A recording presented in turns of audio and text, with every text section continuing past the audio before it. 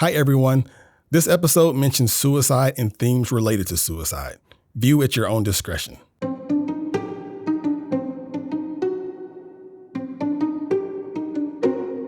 Hi, I'm Jeremy Thomas, and this is another episode of Enlighten Me.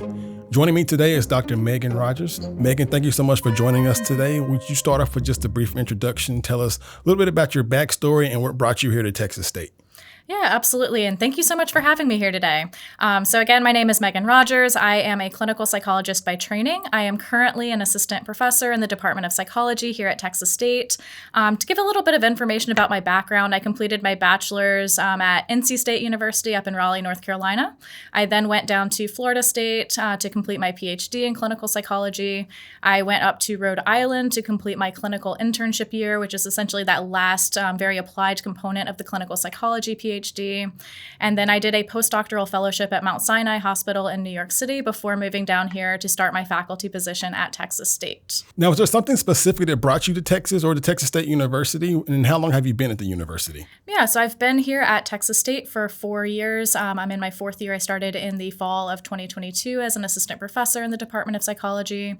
And there were a few things that brought me here specifically. One is just the department environment in the Department of Psychology at Texas State. It's a very supportive, collegial, hardworking department.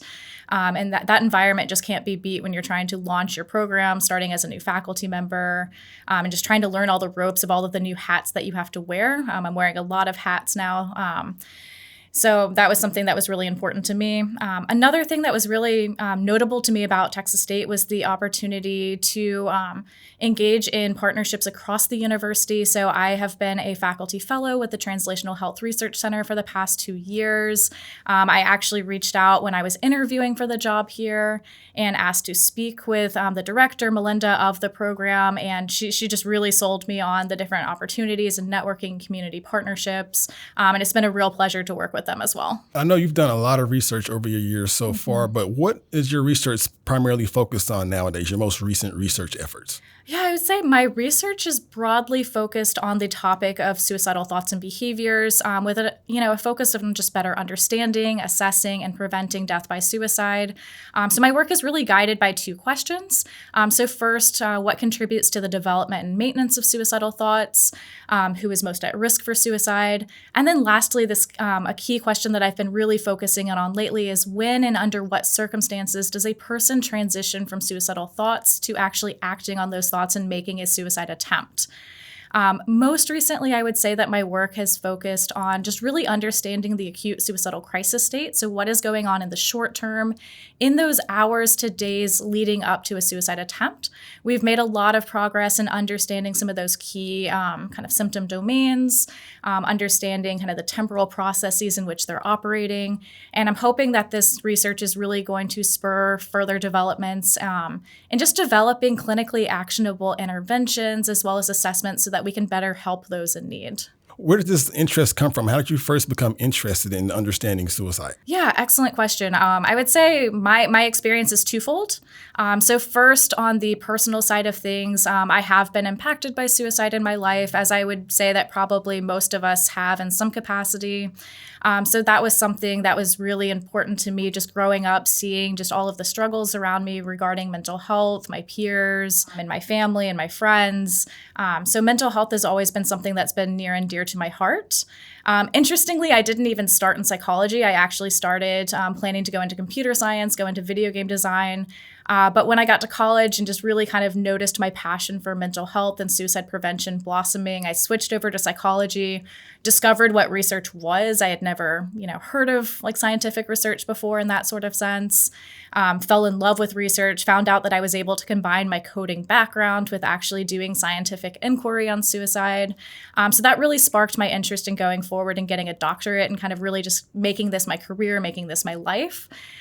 With suicide specifically, though, I didn't actually know that suicide was its own specific subfield of study. It's really only been the past 20 years or so, maybe a little bit longer, in which, the suicide as a subfield has started to blossom.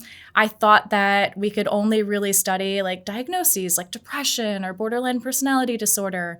But what I knew I wanted to do, I always used to say I wanted to research and treat the most severe of the severe. So that led me to applying to a number of different doctoral programs. I ended up working with my graduate mentor, Dr. Thomas Joyner, who's one of the leading experts in the field of suicidology.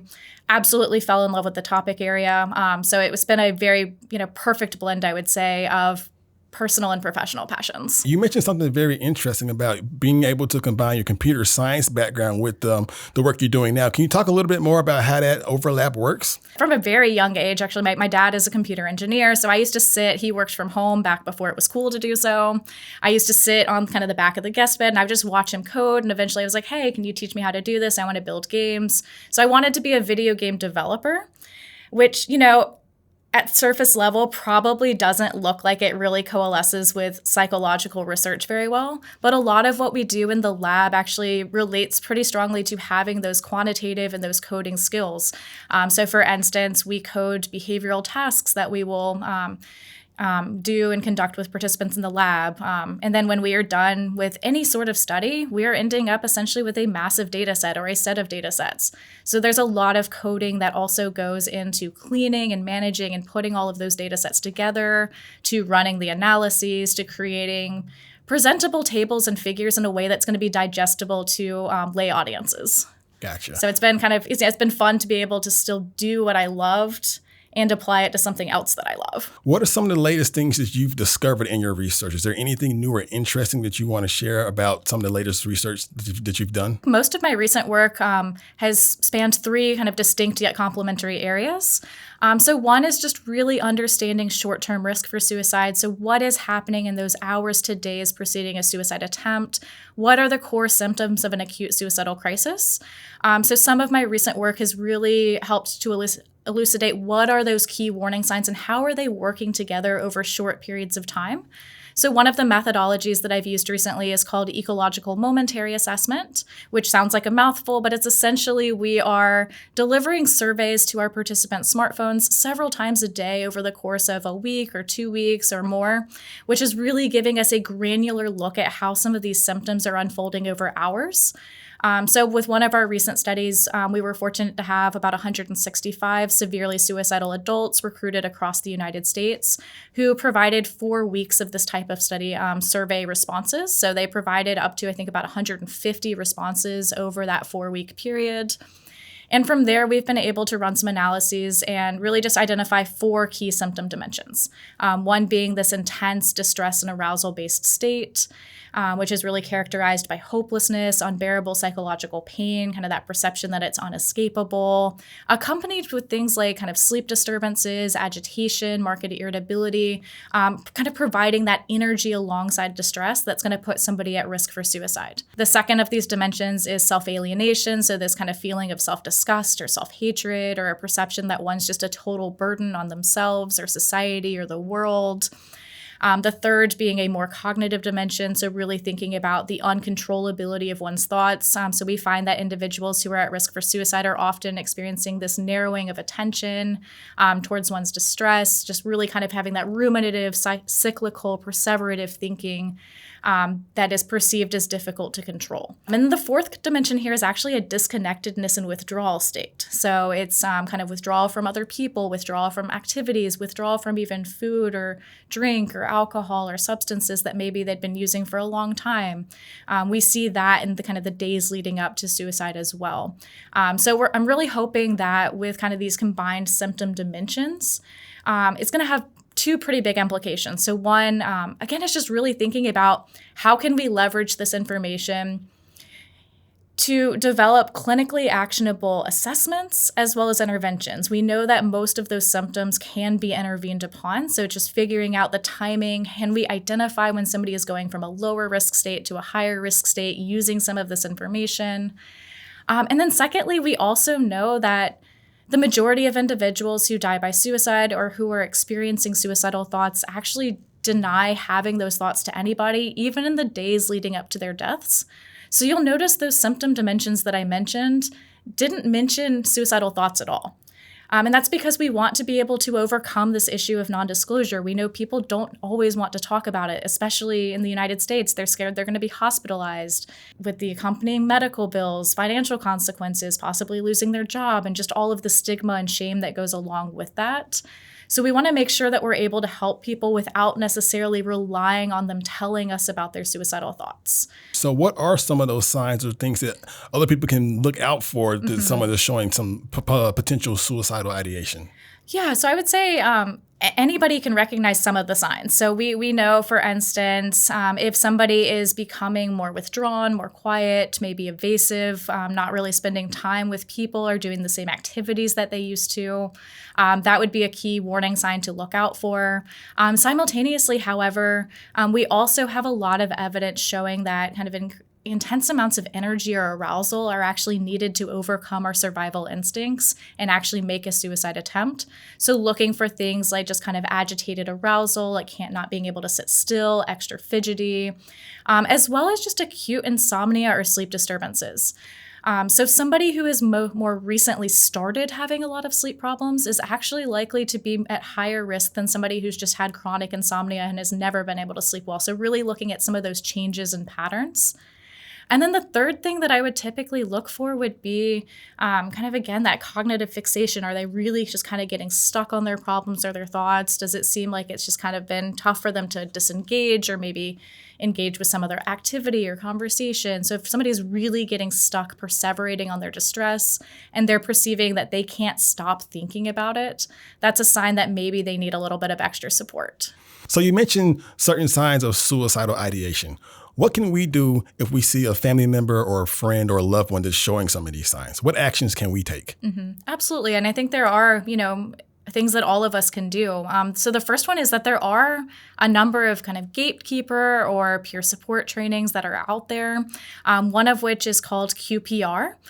So Q stands for question. So really just directly asking that question when you notice that somebody's struggling. So, hey, I've noticed that you've been going through a tough time lately. So I just really wanted to check in with you. Have you been having thoughts of hurting yourself or killing yourself, or have you been having thoughts of suicide? And I think that's oftentimes a tough question to ask. So suicide has been pretty traditionally stigmatized in our society. So people are often worried, like, hey, if I talk about it, if I ask about it, am I going to be potentially putting that thought into somebody's head? Am I going to make it more likely that they're actually going to make a suicide attempt? And the research evidence is overwhelmingly no.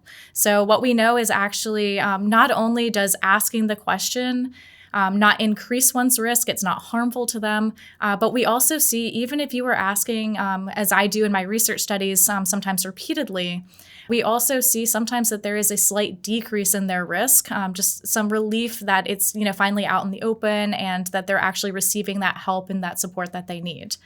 The P in that QPR stands for persuade.